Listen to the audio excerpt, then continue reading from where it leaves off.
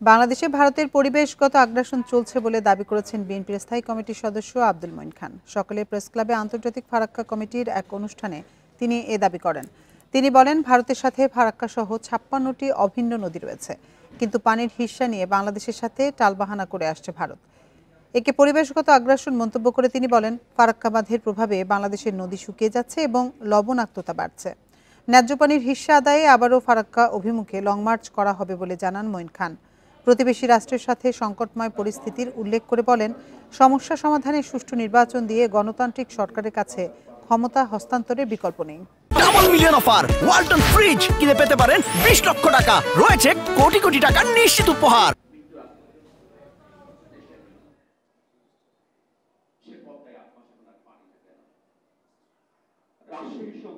বাংলাদেশের উপরে তো শুধু শক্তি দিয়ে আগ্রাসন হচ্ছে না, বাংলাদেশের উপরে বিভিন্ন দিক দিয়ে আগ্রাসন হচ্ছে। তার একটি গুরুত্বপূর্ণ দিক হচ্ছে পরিবেশগত আগ্রাসন। এদেশের ভবিষ্যৎ প্রজন্ম বেঁচে থাকবে কি নিশ্চিহ্ন হয়ে যাবে সেটি কিন্তু নির্ভর করছে এই পরিবেশগত আগ্রাসনের উপর।